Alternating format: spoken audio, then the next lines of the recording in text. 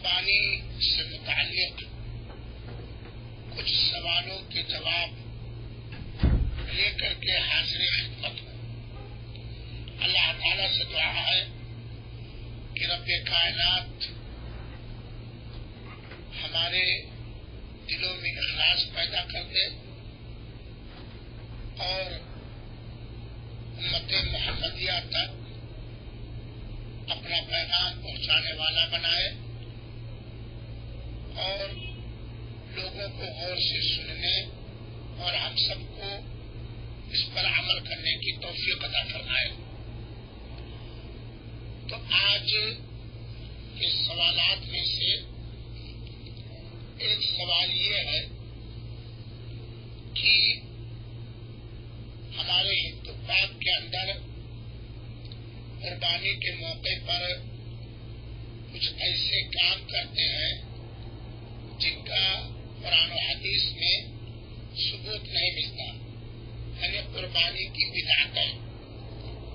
قربانی کی بدعتیں کیا کیا ہیں ان کو بتلانے سے پہلے ہم عام طور پر اپنے مسلمان بھائیوں اور بہنوں کو آگاہ کرنا چاہتے ہیں ایک حدیث رسول کی روشنی میں کہ اللہ کے رسول اکرم صلی اللہ علیہ وسلم نے فرمایا ہے فإن خیر الحدیث کتاب اللہ، سب سے بہترین بات اللہ کی کتاب ہے، وخیر الہدی ہدی محمد صلی اللہ علیہ وسلم، اور سب سے بہترین ہدایت اور رہنمائی جناب محمد مصطفیٰ صلی اللہ علیہ وآلہ وسلم کی ہدایت اور رہنمائی ہے۔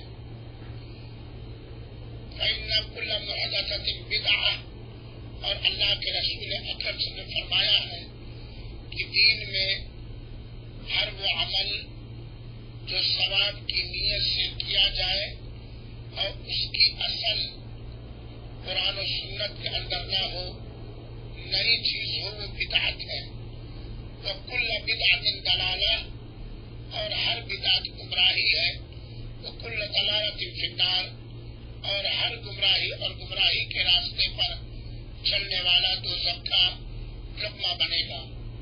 اور اللہ کے رسول اکرم صلی اللہ علیہ وسلم نے فرمایا ہے علیکم بسنتی وسنت الخلفاء الراشدین المہدیین، تمہارے اوپر ہمارے طریقے کو پکڑنا واجب اور لازم ہے، اور خلفائے راشدین کے طریقے کو پکڑنا لازم ہے۔ ہماری سنت کو، خلفائے راشدین کی سنت کو دانتوں سے پکڑ لو۔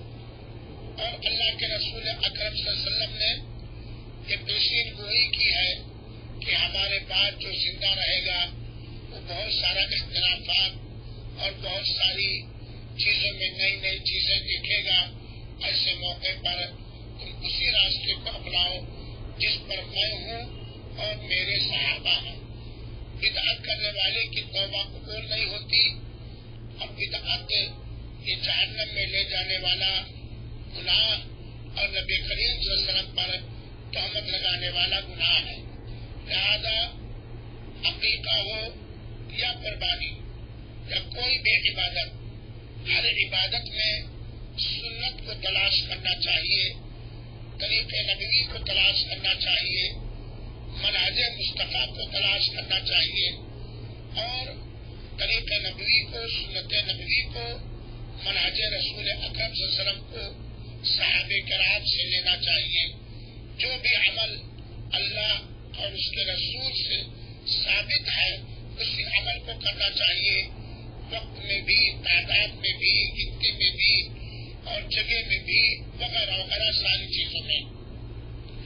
میرے مسلمان بھائیوں اور ساتھیوں، یہ مسلمانوں کی بدقسمتی اور مسلمانوں کی بدنصیبی رہی ہے کہ جو لوگ اللہ کے رسول اکرم صلی اللہ علیہ وسلم کے زمانے سے دور ہوتے گئے، بہت سارے لوگوں نے اللہ کے رسول اکرم صلی اللہ علیہ وسلم کے اوپر صاف شفاف دین اترا تھا، اس میں کمی کرنے لگے اور اس میں اپنی طرف سے بڑھانے لگے، ہٹانے لگے اور بڑھانے لگے، اور اسلام کے عبادتوں میں اپنے منمانی بدعتیں کرنے لگے۔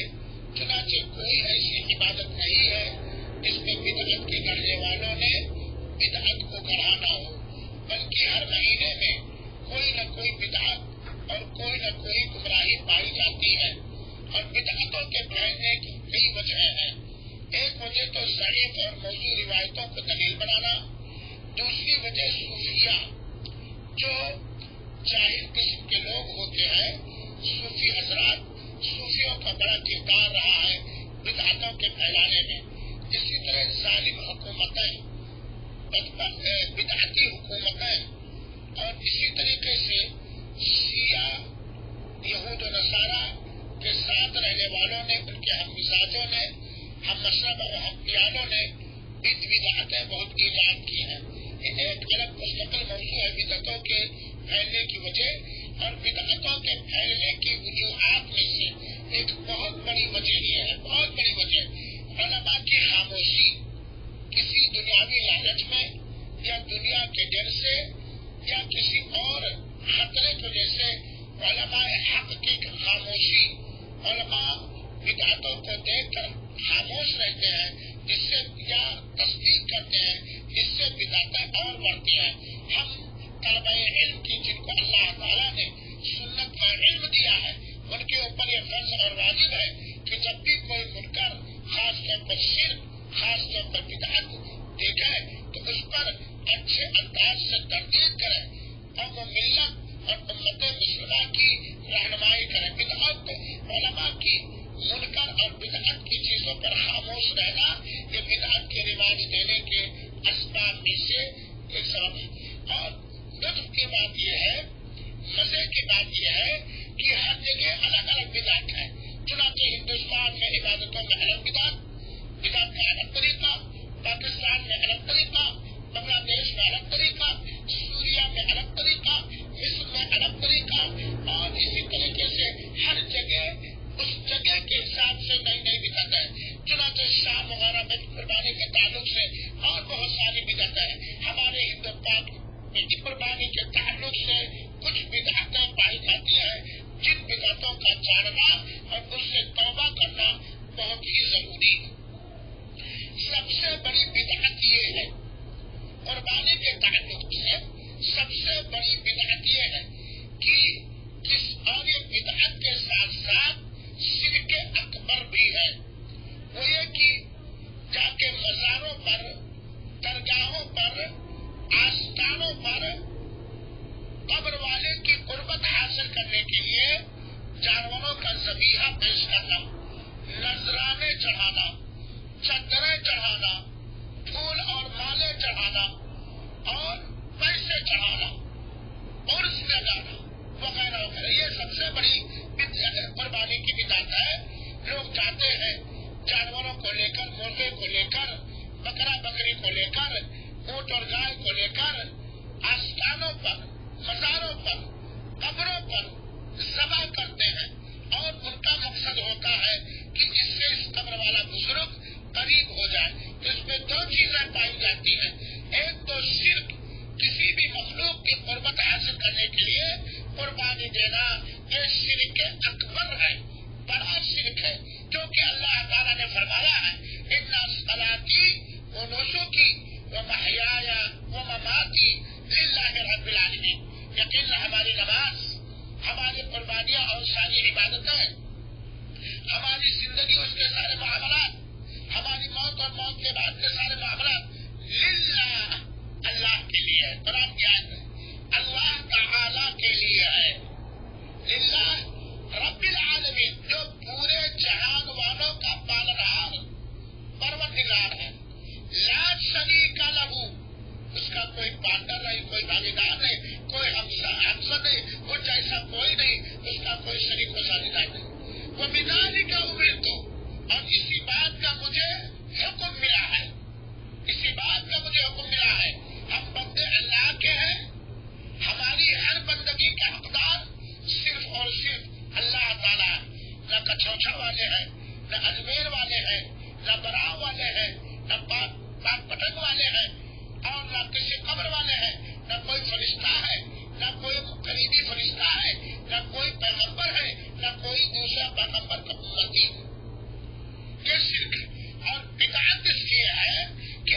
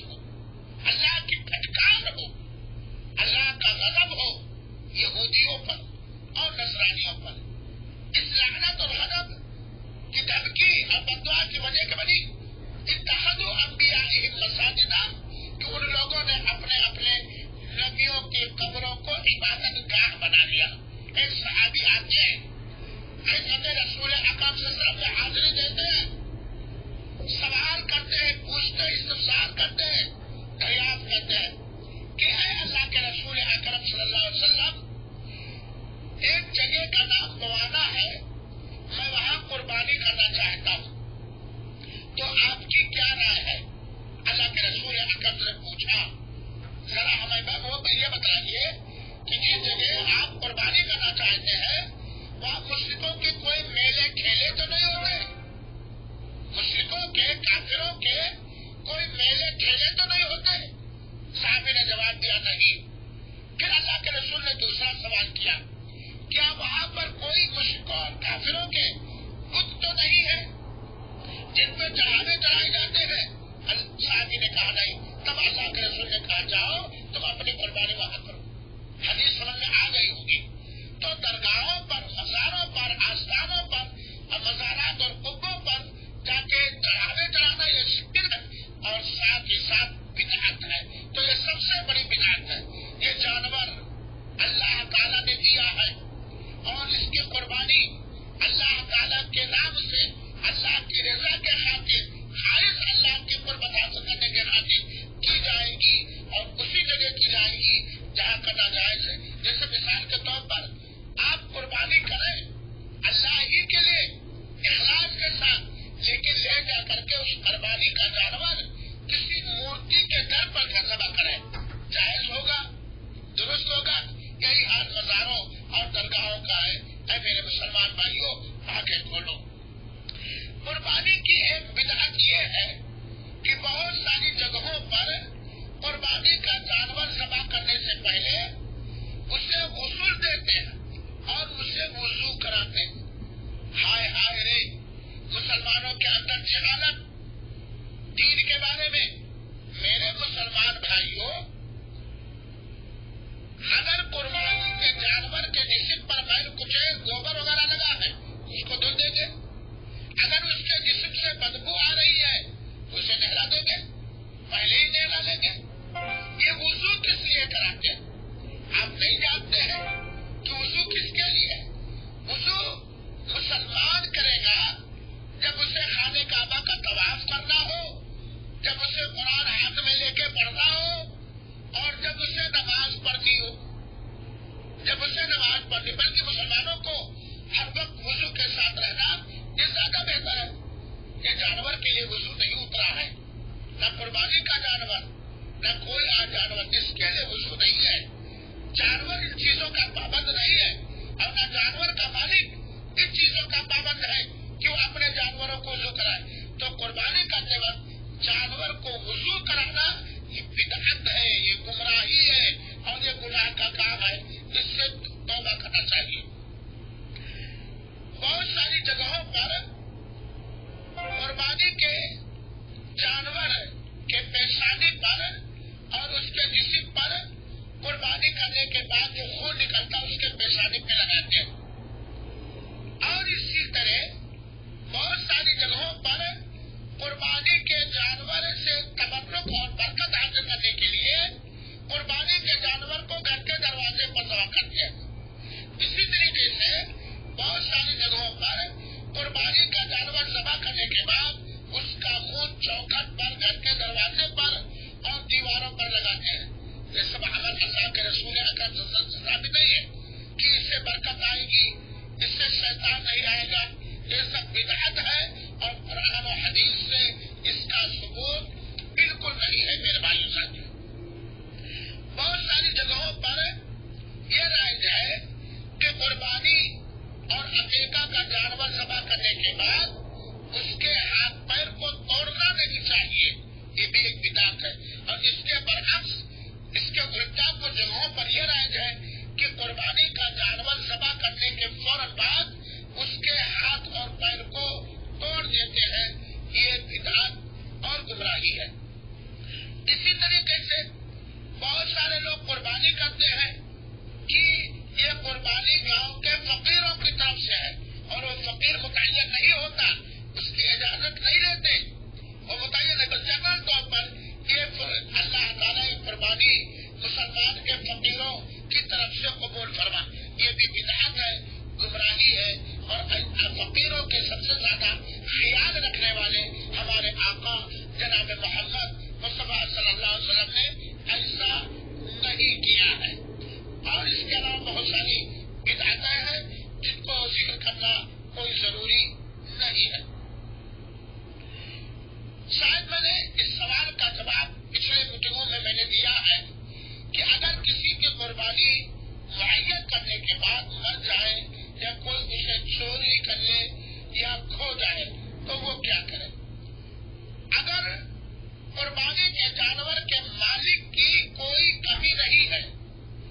लापरवाही नहीं है तो इंशाअल्लाह अज़ीज़ वो गुनहगार नहीं होगा। और अगर मरते वक्त वो आए तो उसे ज़बह कर दे, खाए खिलाए और फकरा मसाकीन को दे दे। लेकिन अगर कुर्बानी के मालिक की लापरवाही है, सुस्ती है जानवर के देखरेख में, तो उसे उसका जुर्माना और उसका दावान देना पड़ेगा।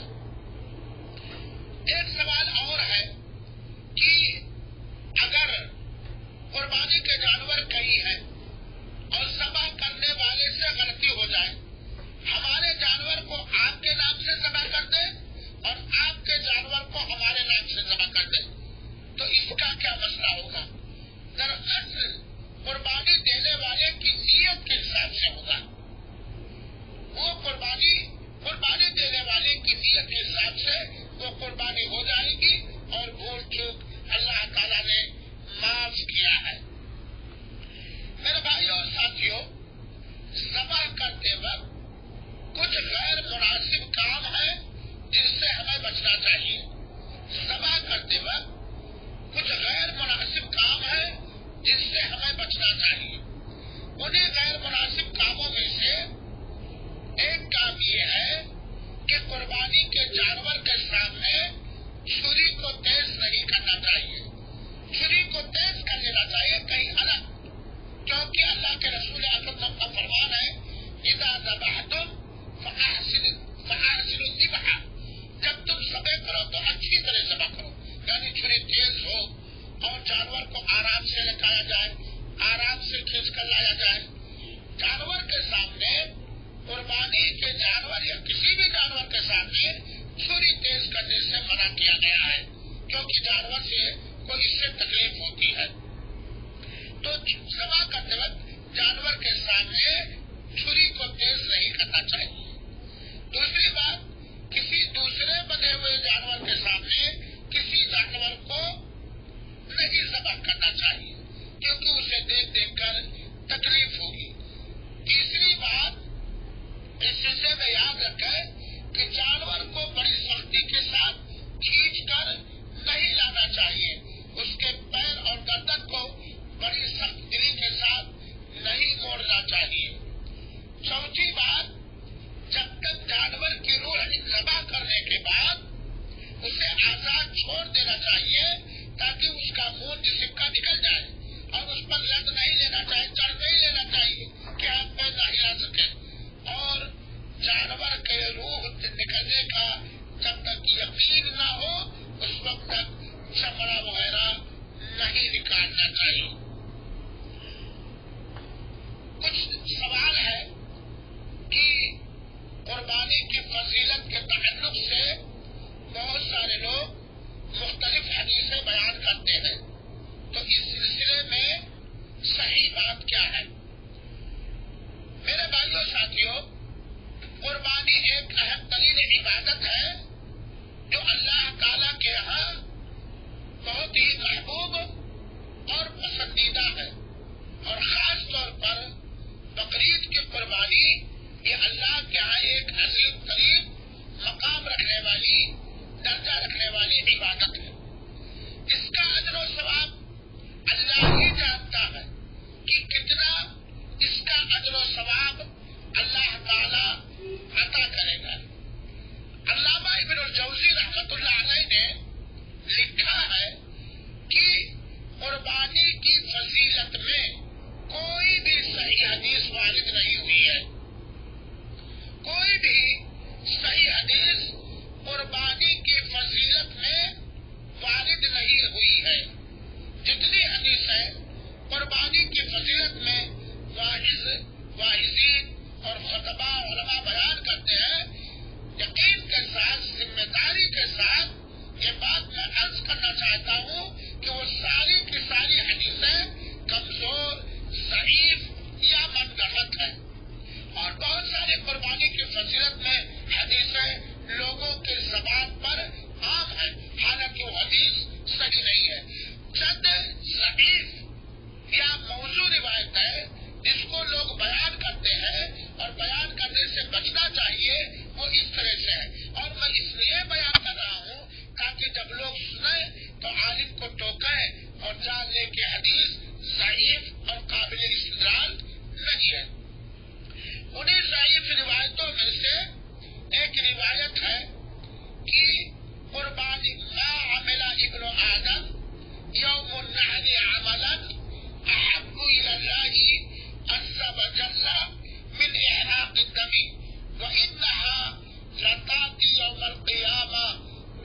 بها وأشعارها وأطيافها وأن الدم ليقع من الله بمكان قبل أن يقع من الأرض فطيبوا بها نفسا. یہ حدیث لوگ بیان کرتے ہیں، یہ حدیث ضعیف ہے.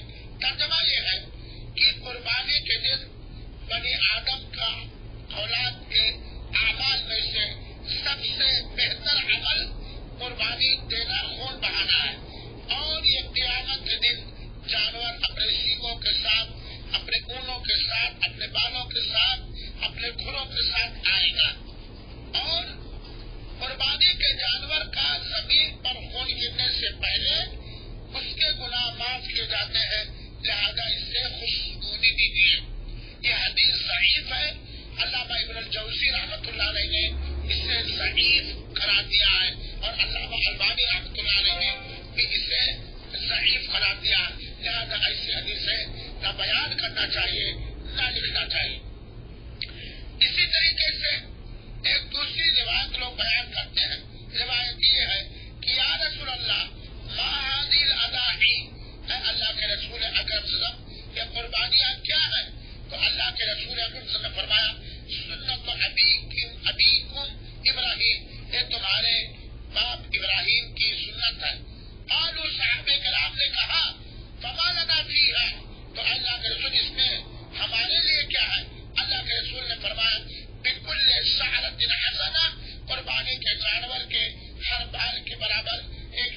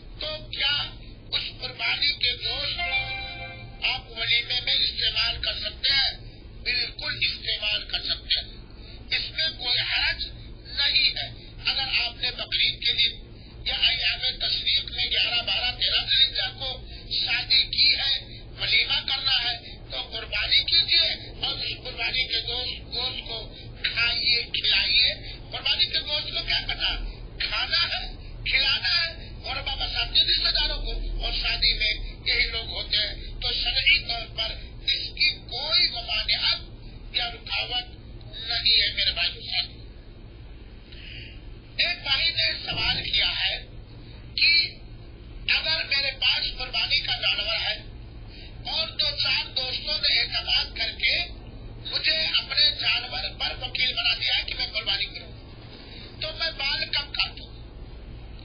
जो 10 दिन तक बाल हटाकर थोड़ा नहीं काटेंगे, कब काटूं?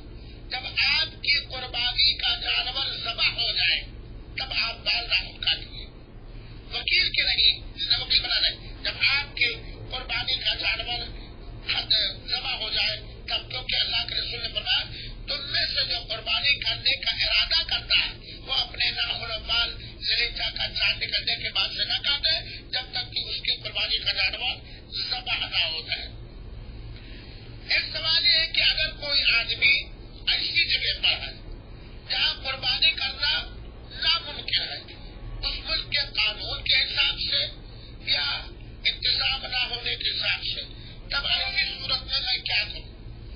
इसका जवाब यह है कि अगर आदमी कोई ऐसी जगह पर है जहाँ जालिम हुकूमतों के जुल्म का एक नतीजा ये है कि वो कुर्बानी करने से मना करते हैं या कुर्बानी करने का इंतजाम उसके पास नहीं है, जगह का गुरबा मसाकिन नहीं जाता वगैरह वगैरह, जैसे सऊदी अरब में बहुत सारे लोग कुर्बानी करते हैं। अफसोस तो यह है कि आदमी जहाँ है और अगर वहाँ कुर्बानी करने की ताकत है तो वही कुर्बानी करे, खुद खाए दूसरों को। लेकिन अगर सूरत हाल ये है जो सवाल में किया गया है, तब वो अपने घर वालों को वकील बना दे या अपने किसी दोस्त को वकील बना दे, उसके घर वाले उसकी तरफ से या उसका वकील उसकी तरफ से कुर्बानी कर ले और उसके गोश्त को खाए खिलाए और बांटे। इसी तरीके से एक सवाल किसी भाई ने ये किया है कि खुनसा की कुर्बानी जायज है कि नहीं। हमारे यूपी में उसको बहिला कहते हैं, यानी वो जानवर जिसके अंदर विरासत की ताकत ना हो, की ताकत ना हो, तो क्या इसकी कुर्बानी जायज है कि नहीं? बिलाशुबा ये एक आयब है, लेकिन ये वो आयब नहीं है जिस आयब को अल्लाह के रसूल अकरम ने मना किया है। और कल के प्रोग्राम में मैंने बतलाया था कि कुर्बानी के जानवर के अंदर कौन कौन से आयब बिल्कुल नहीं होने चाहिए और कौन कौन से आयब पाए जाएंगे तो ना करना बेहतर है, लेकिन कर लिया तो कोई हर्ज नहीं। तो पहला बकरी का, पहला गाय का, पहला जानवर का जो बच्चा नहीं देते उसकी कुर्बानी का कोई हर्ज नहीं है और ये वो आयब नहीं है जिस आयब से मना किया गया है। ये हुए कुर्बानी के ताल्लुक से चंद चीजों, चंद मसले और चंद सवालों के जवाब। एक भाई का सवाल है और ये अक्सर मुसलमान पूछते हैं कि कुर्बानी का जानवर किस तरह ज़बह करना चाहिए। मेरे भाइयों साथियों, अगर ऊंट है तो पहले छुरा उसके नहर में मारना चाहिए, उसके पैरों पैरों को बांध दिया जाए और छुरा मारा जाए, चाकू मारा जाए, क्योंकि बड़ा जानवर गिराना मुश्किल है और जब वो गिर जाए तो उसके बाद चाहे तो ज़बह करे चाहे न ज़बह करे। लेकिन वो जानवर जिनको गिराना आसान है तो नरमी के साथ जितनी नरमी मुमकिन हो, आसानी के साथ जितनी आसानी मुमकिन हो, आसानी के साथ जानवर को उसके बाएं तरफ गिराना चाहिए। अफजल और बेहतर यह है कि जानवर का गला किबला की जानिब हो, खैर किबला की जानिब तरफ गिराने के भी अगर कुर्बानी कर दिया तो कुर्बानी पर कोई फर्क नहीं आएगा, ये बात जाने रखिएगा। लेकिन किबला की जानिब होना ये ज्यादा बेहतर है। तो जानवर को उसके बाएं करवट गिराया जाए इस तरीके से कि ज़बह करने वाला का बायां हाथ उसके मुंडी पर हो और दाहिना हाथ छुरी पर हो, गले पर छुरी रख के